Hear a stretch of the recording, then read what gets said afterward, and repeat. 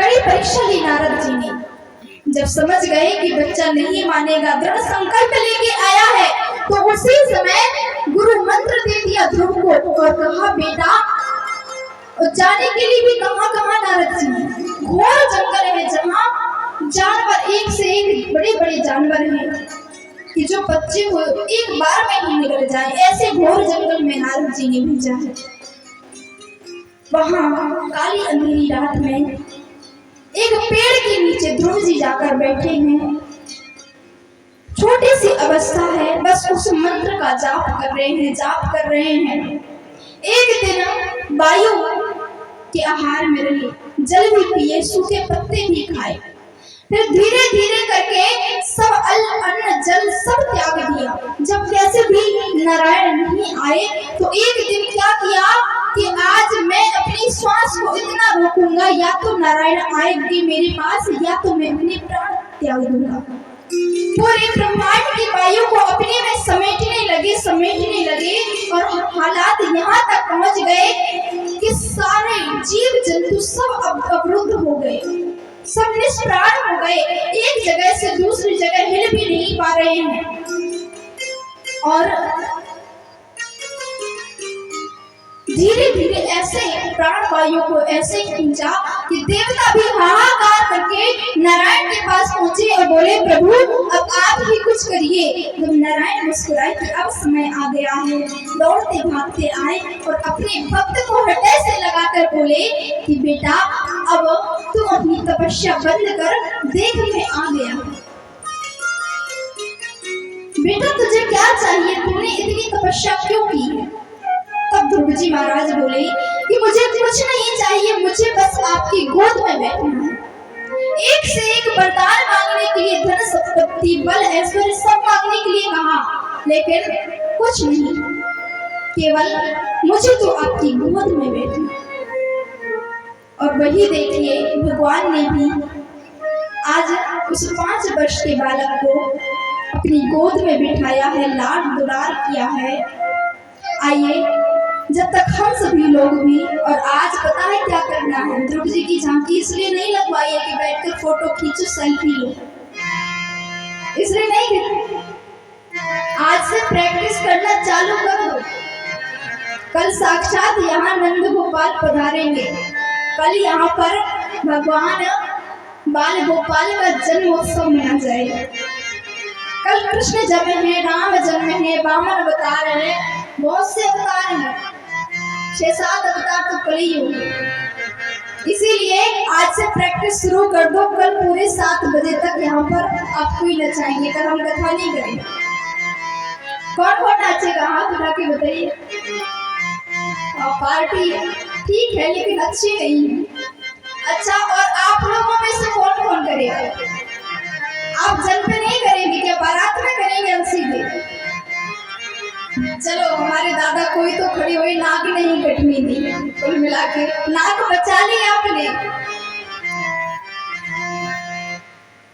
ये नंदोत्सव है, जो चाहे दिल खोल के नाचे गाए, और फिर तो बारात तो जाएगी ही भगवान कृष्ण की, तो उसमें तो हमारे भैया लोगों का सबसे ज्यादा योगदान रहेगा। आपको तो रोना है बैठ के, क्योंकि विदाई होगी मुनि की, बैंड बाजे तो वो लेकर आएंगे।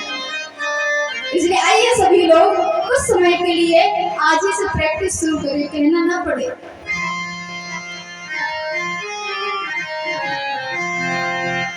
आइए सभी लोग,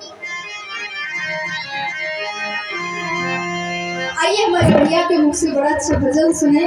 सबको नाचना है, जितनी मौसी आई है, दूर से रोटी बनाने के लिए नहीं आई, सब लोग नाचे बढ़िया। आइए सभी लोग। और मोरा छोड़ दे जो पटा नंदलाल, सवेरे दही के आऊंगी। तेरा छोड़ दे जो पटा नंदलाल, सवेरे दही के आऊंगी।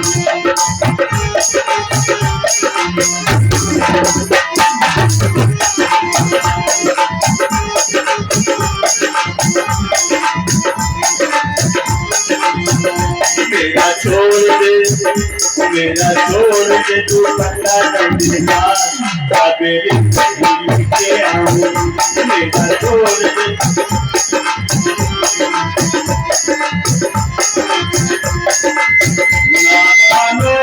चूनर धरदा को ना मानो मोरी चूनर धरदा को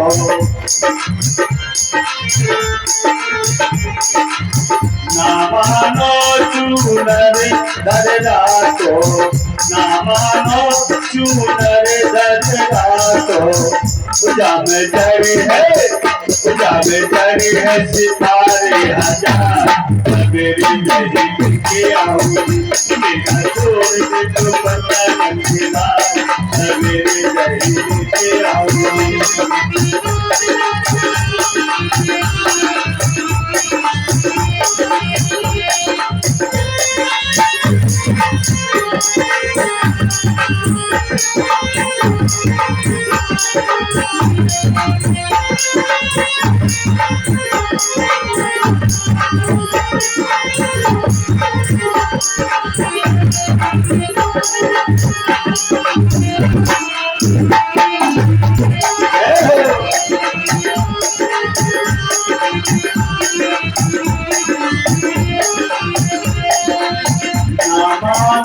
मेरा कंगना रख लो ना मानो कंगना ये रख लो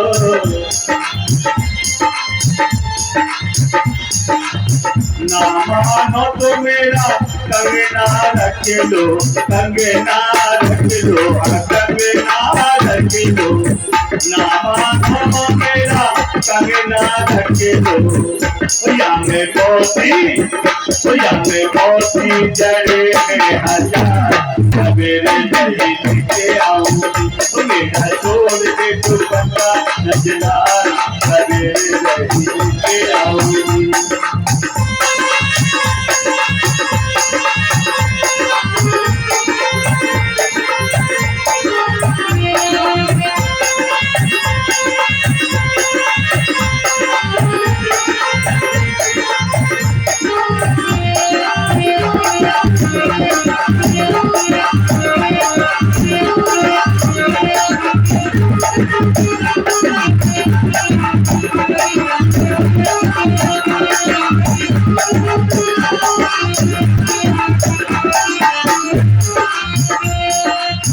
ना मानो मोरा हरे बार अकेलो ना मानो मोरा हरे बार अकेलो हरे बार अकेलो हरे बार अकेलो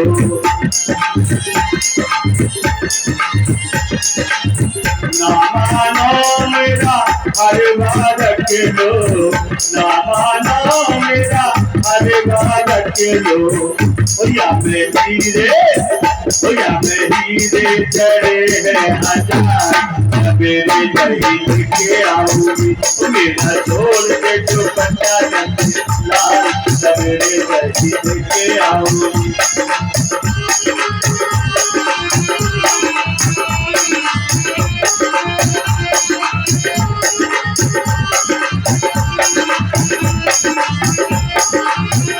मेरा छोड़ दे दुपट्टा नंदलाल सवेरे दही के आऊंगी मेरा छोड़ दे दुपट्टा नंदलाल सवेरे दही के आऊंगी सवेरे दही के आऊंगी सवेरे दही के आऊंगी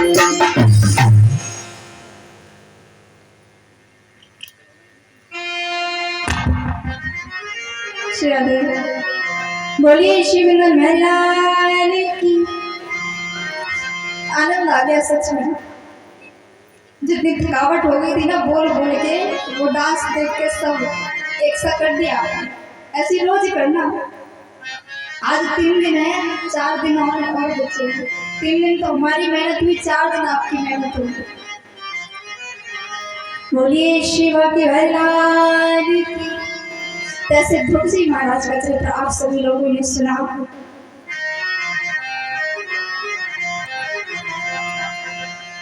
जहाँ और जो भी हमारे ध्रुव जी महाराज के पैर छूना चाहता है वो आके छू ले। डांस तो कर लिया, बैठा लो बैठा लो। आ जाइए, शर्माओ मत, कोई नेम नहीं लगेगा। फ्री के पैर हैं, छू लो, खूब बटोर लो पुण्य। देख लो वो आगे झोली लेके के पुण्य मिले। आइए सभी लोग ध्रुव जी की महाराज की कथा सुनी। तो ध्रुव जी महाराज छोटे से हैं। जब 5 वर्ष की अवस्था में उन्होंने परात्पर ब्रह्म परमेश्वर की गोद में बैठकर दिव्य आनंद लिया, लेकिन मांगा कुछ नहीं। तब भी भगवान ने आशीर्वाद दिया कि बेटा जाओ, 84,000 वर्ष तक एक छत्र तुम्हारा राज्य रहेगा, इसके बाद तुम मेरी सुतल लोक को प्राप्त करोगे। और वही हुआ। जैसे ही ध्रुव लौट कर आए तो जो उसकी माँ सुरुचि थी, उसने सबसे पहले जाकर हृदय से ध्रुव को लगा लिया। सब आज ध्रुव के लिए पलके बिछाए बैठे हैं। जो सब पहले ध्रुव को दूर भगाते थे, आज सब हृदय से लगा रहे हैं। और यही हुआ कि राजपाट सब 84,000 वर्षों तक ध्रुव जी महाराज ने संभाला।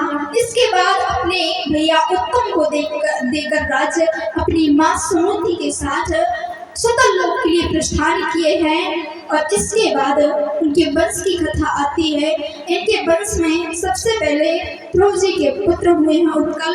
उत्कल के हुए अंग की जो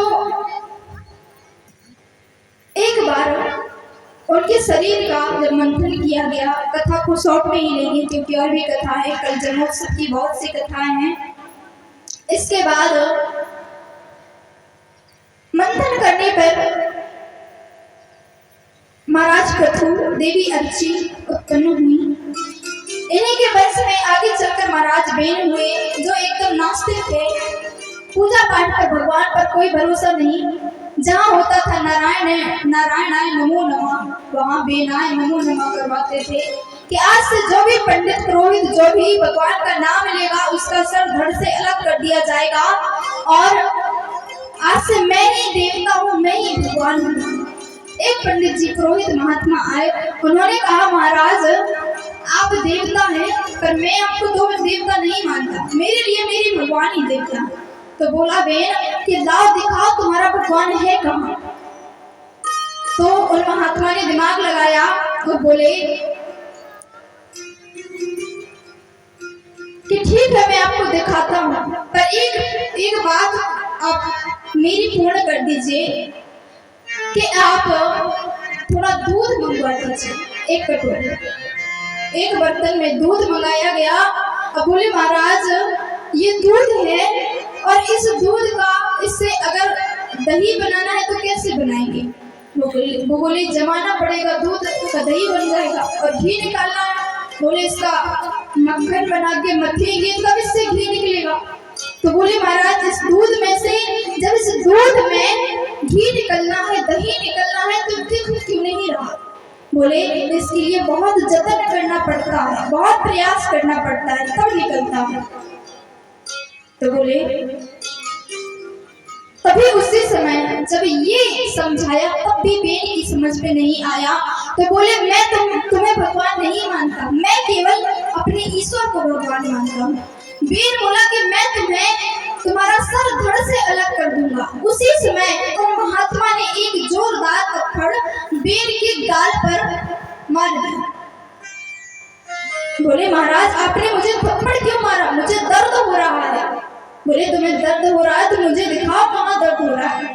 बोले यहाँ हो रहा है। बोले यहाँ हो रहा है पर मुझे दिख तो नहीं रहा। बोले वो भी कोई दिखाने वाली चीज है, वो तो महसूस करने वाली चीज है।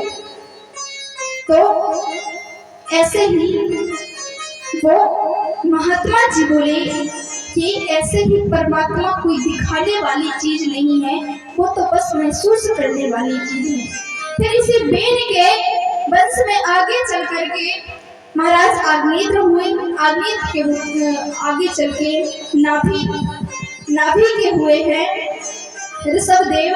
ऋषभदेव के पुत्र हुए हैं महाराज भरत।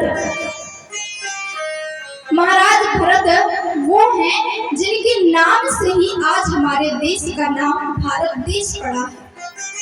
महाराज भरत की कथा आप सभी लोग जानते होंगे कि बड़े ही धर्मात्मा थे। जीवन भर अपनी प्रजा के सुख दुख में उनके भागीदार बन के रहे और इसके बाद तप करने के लिए चले गए। तप किए खूब, लेकिन अंत में जब तपस्या कर रहे हैं, एक दिन देखा कि नदी में स्नान करने के लिए गए। नदी में स्नान करने के लिए गए, पर उसी नदी में एक हिरनी जो गर्भवती है वो जल पीने के लिए आई।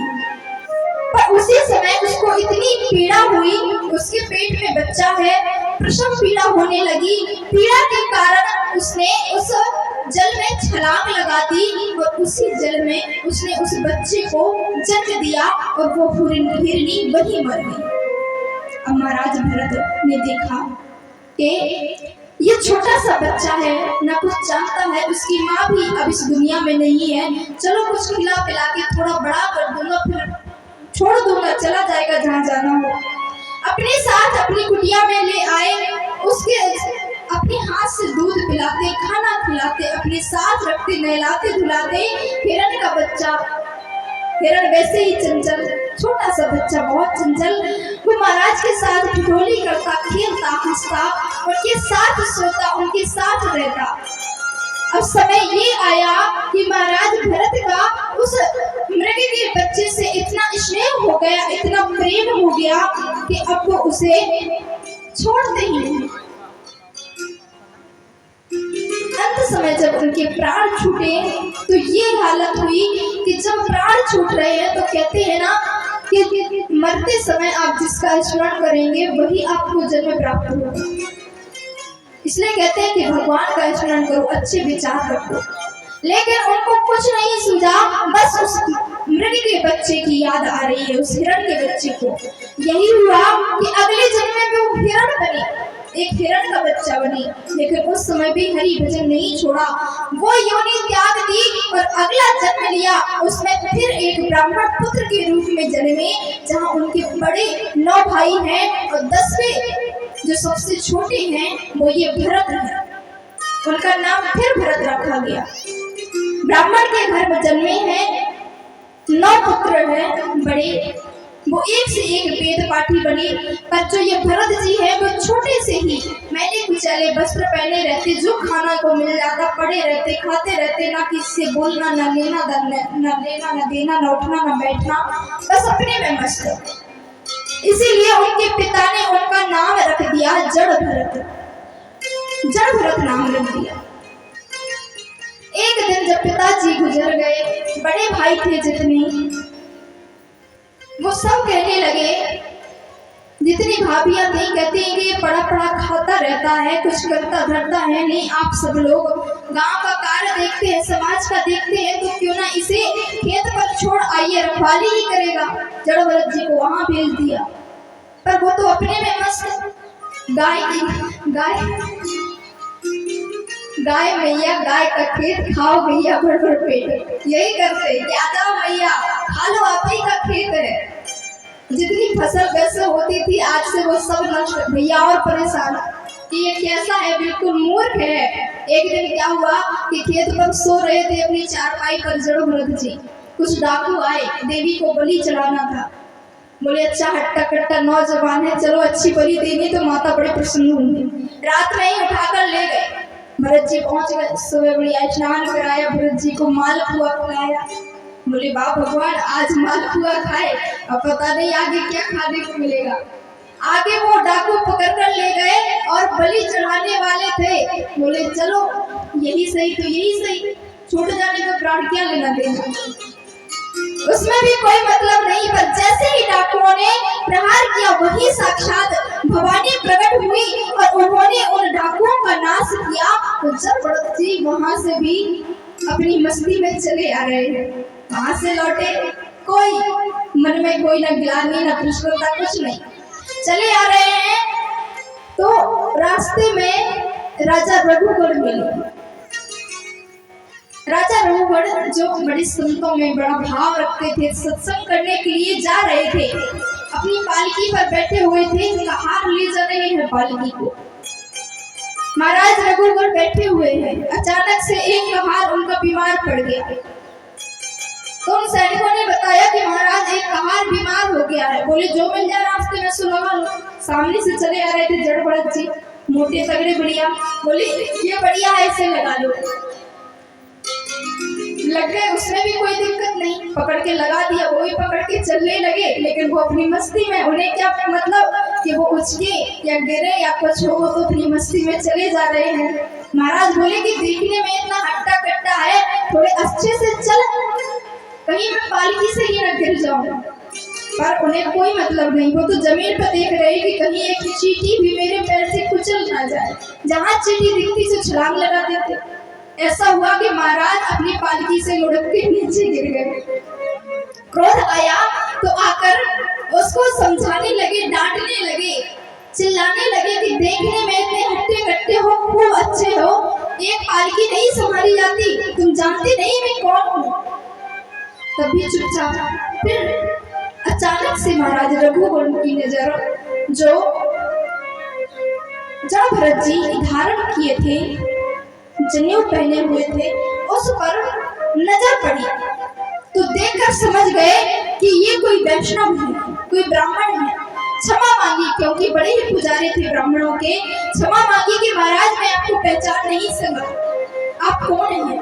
तब उस समय जड़ भरत जी ने कुछ उपदेश, उस समय मुंह खुला जड़ भरत जी का, नहीं तो वैसे नहीं बोलते थे, बड़ा ही दिव्य उपदेश दिया। तब महाराज रघुवर समझे कि हाँ, जो कभी नहीं बोलता था आज उसने क्या उपदेश दिए हैं। ऐसे ये जड़ भरत जी की कथा पूर्ण हुई है। इसके बाद आगे चल करके जब सुखदेव जी महाराज बैठे हुए हैं, परीक्षित को कथा श्रवण करा रहे हैं, बोले कि हे परीक्षित, ये तो वो कथा है कि जो मृत्यु के भय से हमको दूर कर सके। पर परीक्षित ने कहा कि महाराज एक बात बताइए कि केवल कथा सुनने मात्र से ही बेड़ा पार हो जाएगा। कहा जाता है कि नाम का प्रभाव भी है, तो उस नाम का कैसा प्रभाव है, नाम का प्रभाव आखिर क्या है। तो तब वो बताते हैं कि एक कथा आती है कि एक ब्राह्मण देवता थे जिनका नाम था अजामिल। जिनका नाम है अजामिल, ब्राह्मण है, घर में खूब सुख शांति है, बाल बच्चे हैं, वेद पाठी है। पर एक दिन ऐसे ही भ्रमण कर रहे थे तो एक वेश्या मिल गई। वेश्या पर नजर गई, देखकर मन विचलित हुआ, आकर्षित हुआ। तो क्या किया कि उसके प्रेम में पड़ के उस वेश्या को अपने घर ले आए। घर पर लाए हैं तो अपनी पत्नी को, अपनी ब्राह्मणी को, अपने बच्चों को घर से बाहर निकाल दिया, उस वेश्या के साथ रहने लगा। अजामिल ब्राह्मण उस वेश्या में इतना आसक्त हो गया कि पूजा पाठ सब छोड़ दिया उसके पीछे। जो सुबह शाम पूजा पाठ होता था सब छोड़ दिया और चोरी डकैती करने लगा। चोरी करके जो लाता वेश्या को देता, उससे घर चलने लगा। उनके बच्चे भी हुए।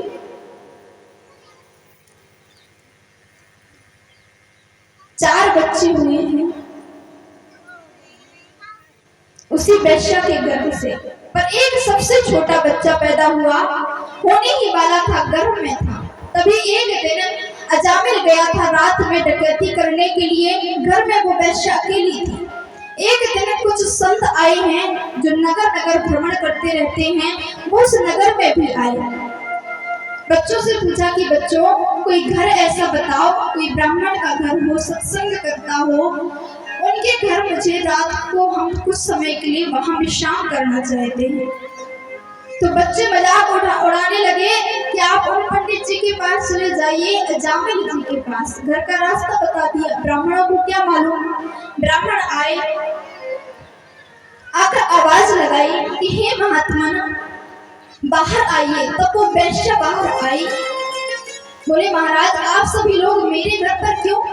बोले हमें कुछ लोगों ने बताया है कि ये बड़ी सिद्ध कोटि ब्राह्मण का घर है, यहाँ पर हमें हर व्यवस्था रुकने के लिए मिलेगी, तो इसीलिए हम लोग आए हैं कि आपके यहाँ 2 वक्त का खाना मिल जाए, रात में यहीं बैठकर भजन करेंगे, सुबह निकल जाएंगे।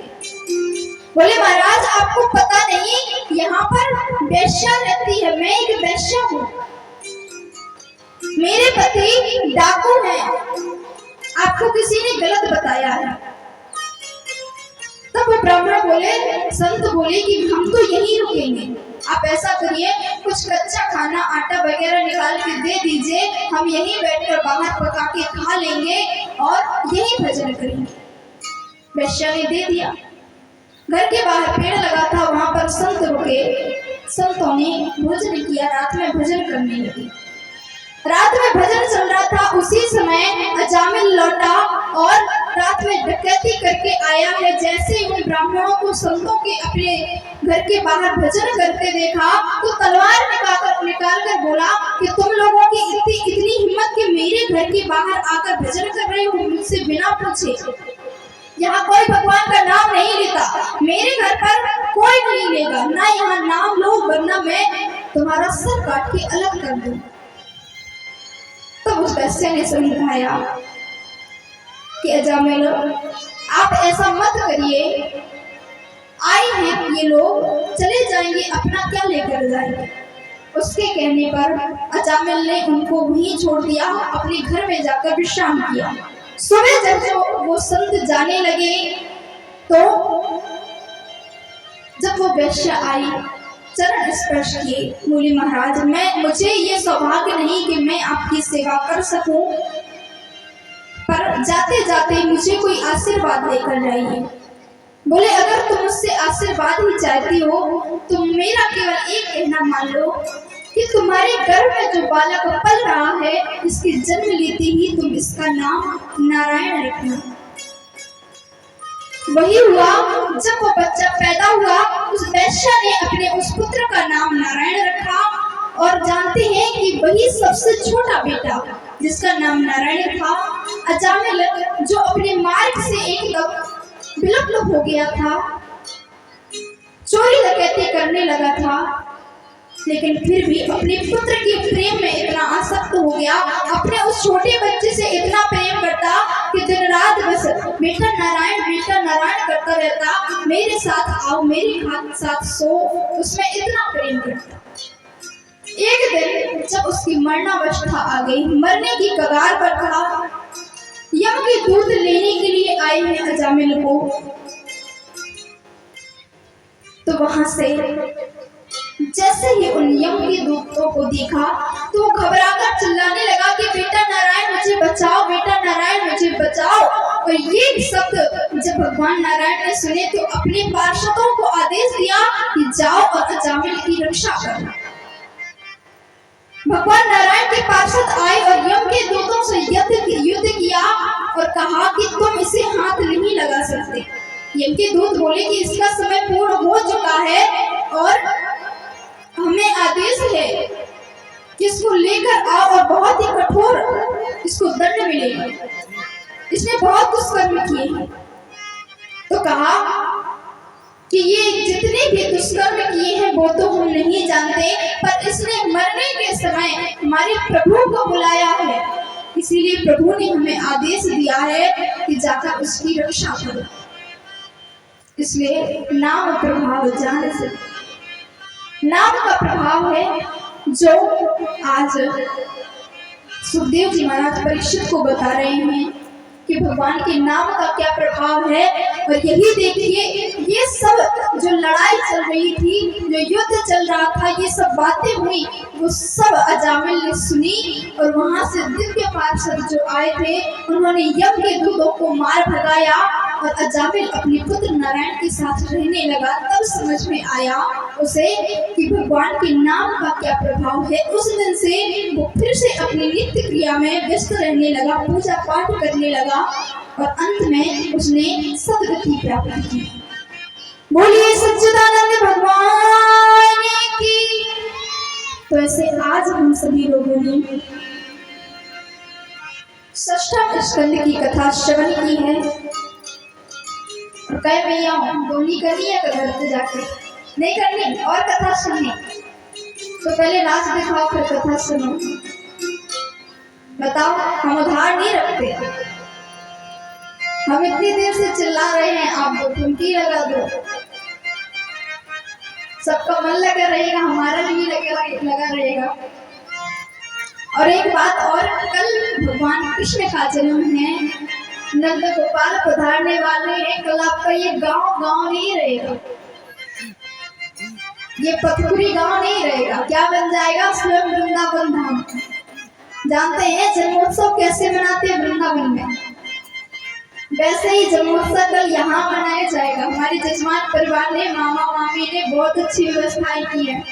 सब लोग आइएगा बढ़िया नए नए कपड़े पहन के, और कैसे कलर के? पीले रंग के कपड़े सब लोग पहनकर आए। जैसे पीताम्बरधारी भगवान श्री कृष्ण पधारे हैं, वैसे आप लोग भी पीले वस्त्र धारण करके आए। और क्या क्या लेके आना है नहीं मालूम? हमारे भैया बोल रहे 1 लाख रुपया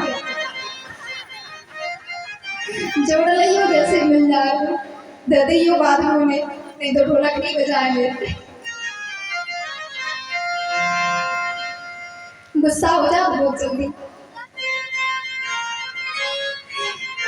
चलो, आप सभी लोग कल पीले वस्त्र धारण करके आए, और ये बहुत अच्छा आप लोगों के गांव में हमारे मामा और मम्मी उनके परिवार में 3 दिन हो चुके हमें यहाँ आए, पर लग नहीं रहा कि हम पहली बार आए। इतना परिश्रम करके वो हम लोगों की व्यवस्था करते हैं, इतने बड़े कथा की व्यवस्था की है, ये सब इतना आसान नहीं है। इसलिए जो उन्हें मेहनत की है वो आप पूरी कर दीजिए।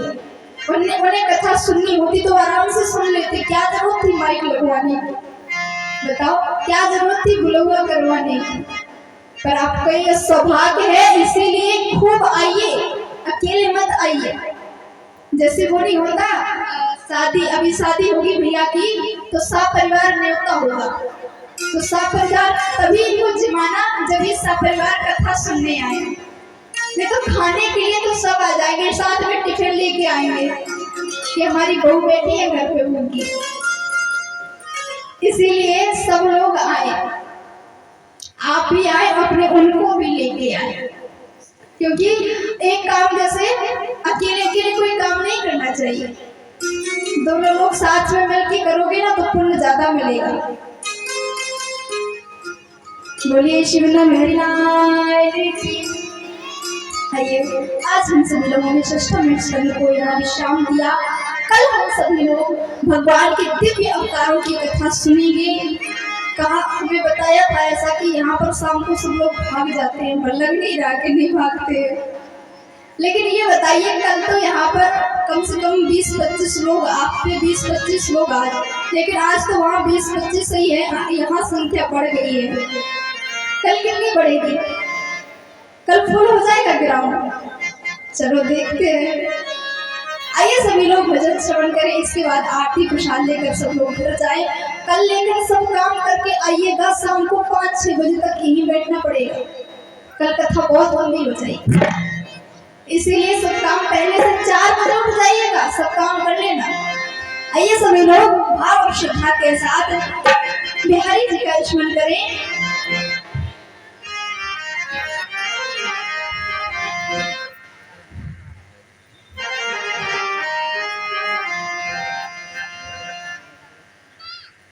मीठे रस से भरियो रे,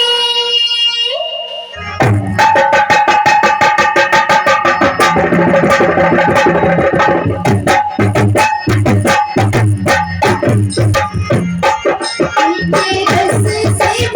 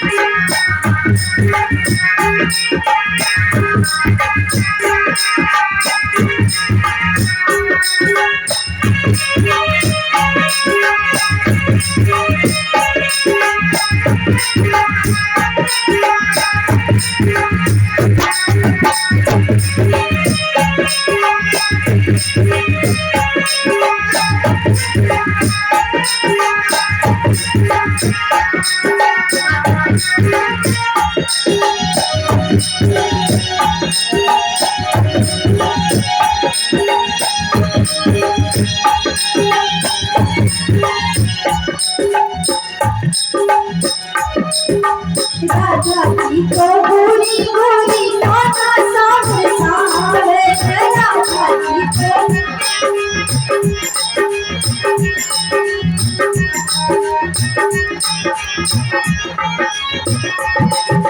राजा जी को गोरी गोरी काका सामने सावे राजा जी को गोरी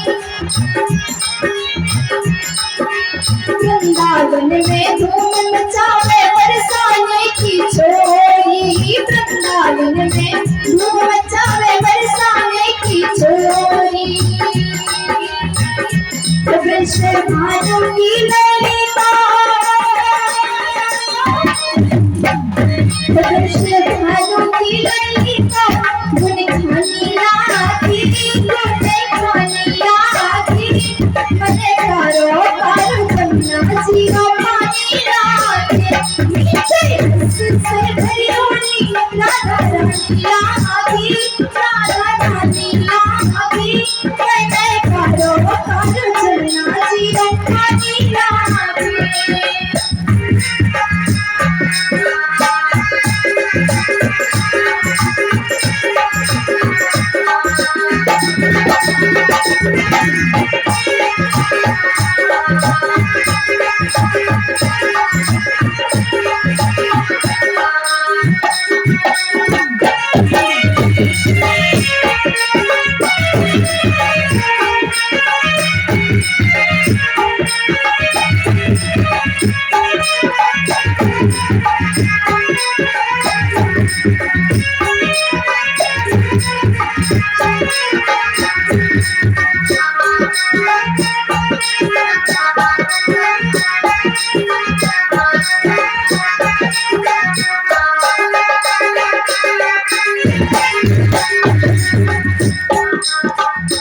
रस से भरी होनी राधा रानी लाती महारानी लाती राधा रानी लाती मैं करो करो करो करो करो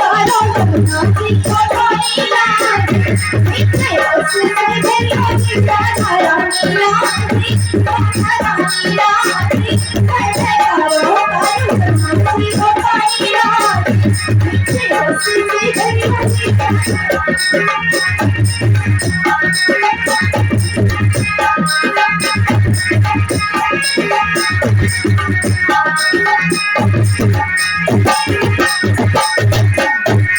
बोलिए शिव हरियाली की, श्री राधा रानी सरकार की, श्यावर रामचंद्र की, जय हो। महाराज की। जय हो। आइए सभी लोग आरती में सम्मिलित हूँ।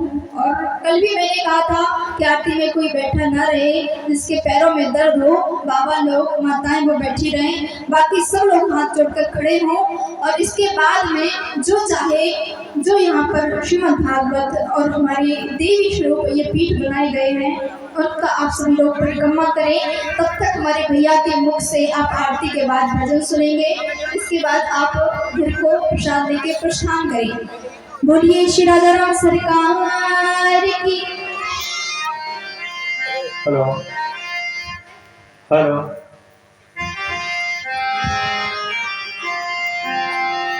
मन में बसा के तेरी मूर्ति, उतारू में गिरधर तेरी आरती।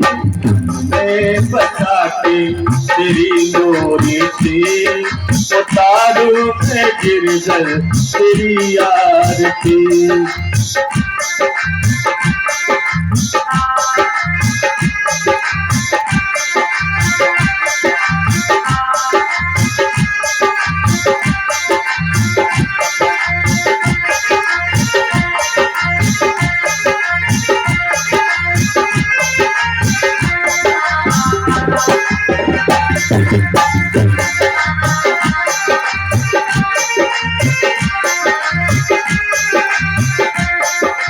मन में बसा के तेरी मूर्ति, मन में बसा के तेरी मूर्ति, उतारू में गिरधर तेरी आरती। मन में बसा के तेरी मूर्ति, उतारू में गिरधर तेरी आरती। उतारू में गिरधर तेरी आरती।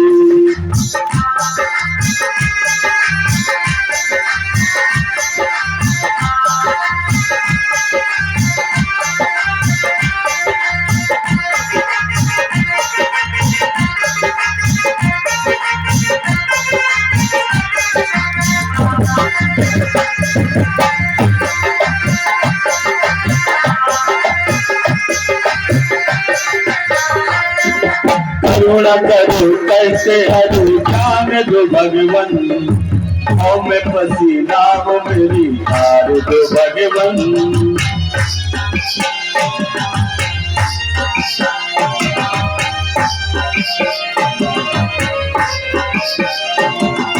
करुणा करो कैसे हरु ज्ञान दो भगवन, ओ में पसीना हो मेरी हार दो भगवन। दर्द की दवा तुम्हारे पास है, दर्द की दवा तुम्हारे पास है। जिंदगी अब अपनी दर्दी है यार, मन में बसा के तेरी मूर्ति, उतारू में गिरधर तेरी आरती। में बसा के तेरी मूर्ति, उतारू में गिरधर तेरी आरती।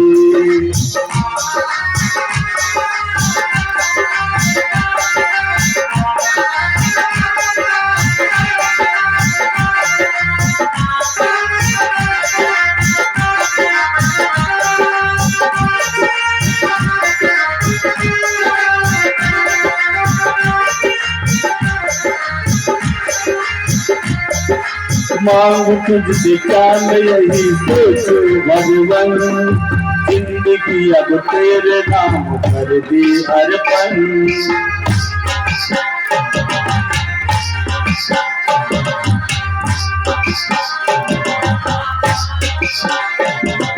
मांगू तुझसे क्या मैं यही सोचू भगवन, जिंदगी अब तेरे नाम कर दी अर्पण। सब कुछ तेरा कुछ नहीं मेरा, सब कुछ तेरा कुछ नहीं मेरा। चिंता है तुझको अब संसार की, मैं बसा के तेरी मोर की, उतारू में गिर जाए तेरी यार की। मन में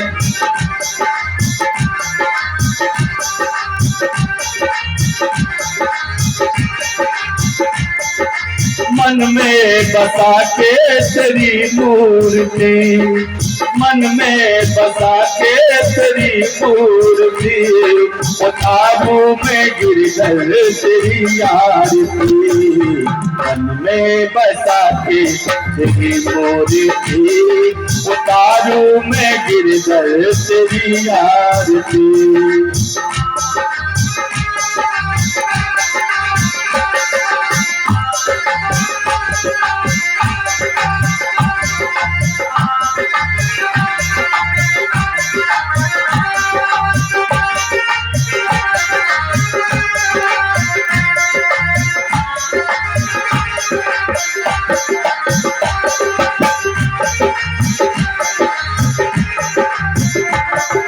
वेद तेरी महिमा गाए संत करे ध्यान, वेद तेरी महिमा गाए संत करे ध्यान। नारद गुणगान करे छेड़ बीड़ा तान,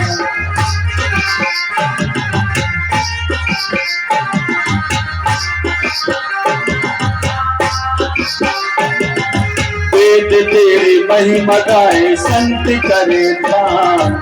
नारद गुणगान करे छेड़ बीड़ा तान।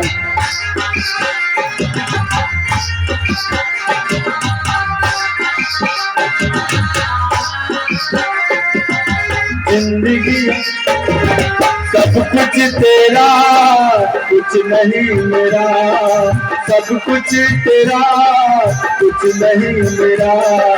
चिंता है मुझको प्रभु संसार की, मैं बसा के तेरी मोरी थी, उतारू में गिर गए तेरी आरती। मैं बसा के तेरी मोरी थी, उतारू में गिर गए तेरी आरती, उतारू में गिर गए तेरी आरती, उतारू में गिर गए तेरी आरती। कर्पूर गौरम करुणावतारम संसार सारम मुख्य तापसंतम हृदयारविंदे भवम भवानी सहितं नमामि।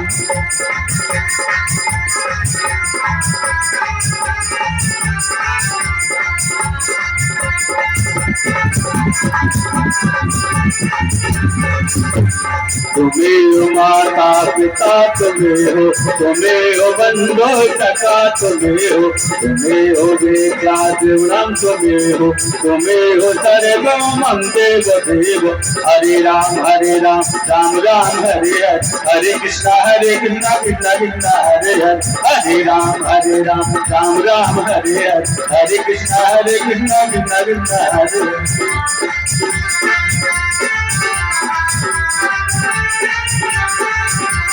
श्री कृष्ण गोविंद हरे मुरारी, हे नाथ नारायण वासुदेव। श्री कृष्ण गोविंद हरे मुरारी, हे नाथ नारायण वासुदेव। हरे राम राम राम हरे हरे, हरे कृष्णा कृष्णा कृष्णा हरे हरे।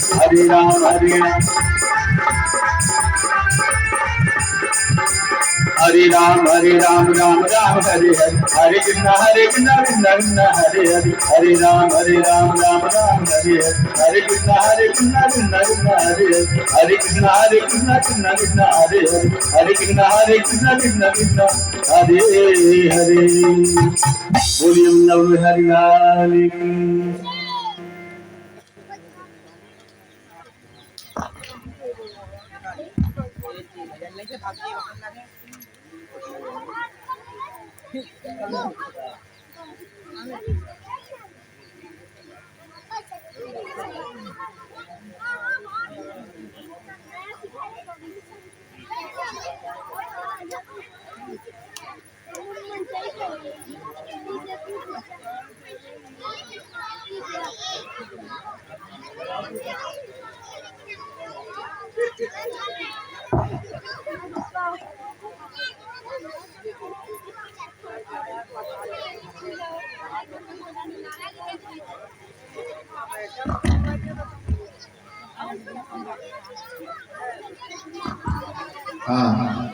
हाथ में चावल ले लें मुख्य यजमान।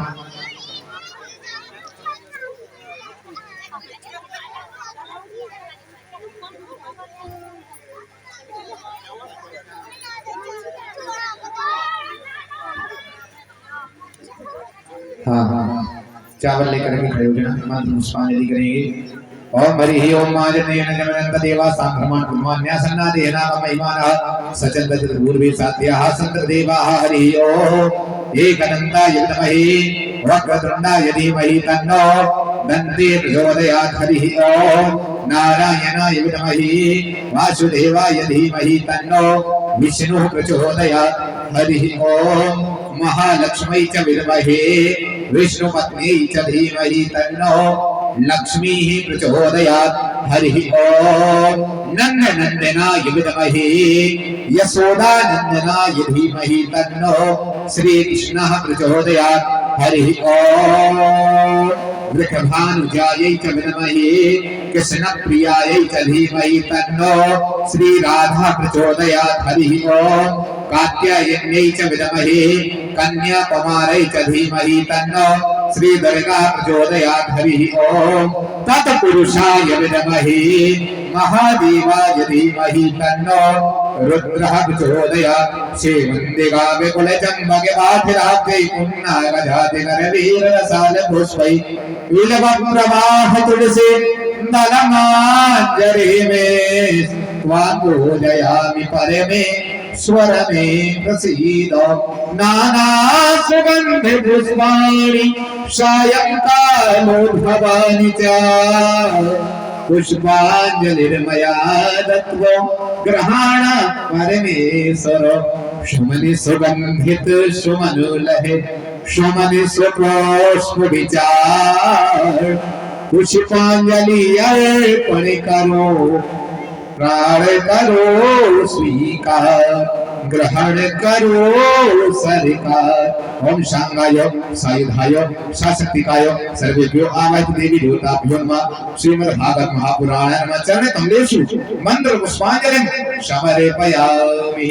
बोल सकते दरबार की जय, वृंदावन बिहारी लाल की जय, बोलो काशी विश्वनाथ भगवान की जय, बोलो काल भैरव भगवान की जय, बोलो अन्नपूर्णा महारानी की जय, वीर बजरंग बली की जय, बोलो हनुमान जी महाराज की जय, बोलो सच्चे दरबार की जय, धर्म की जय, अधर्म का प्राणियों में विश्व का गौ माता की, गंगा माता की, यमुना माता की, सरजू माता की, सनातन धर्म की, आज के आनंद की, आज के भक्तगणों की, समस्त देवी देवताओं की, समस्त भक्तगणों की, समस्त ग्वाल वृंदों की, यजमान परिवार की, यजमान परिवार की, यजमान के माल गोपालों की, पार्वती पदय हर हर महादेव।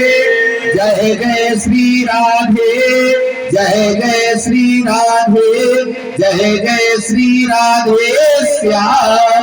बोल श्रीमद् भागवत महापुराण की जय।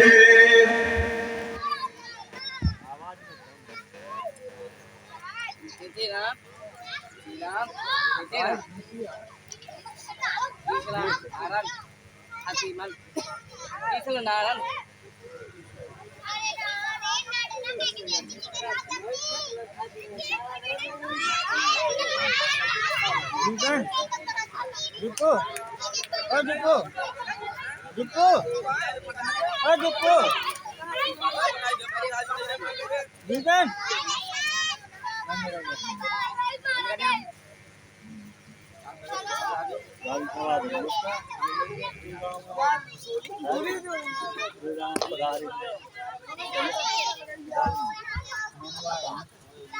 दिल्ली से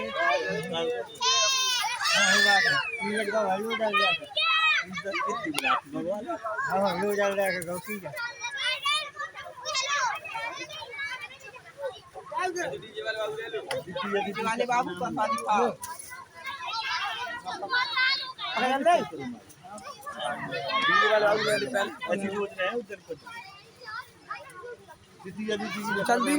चल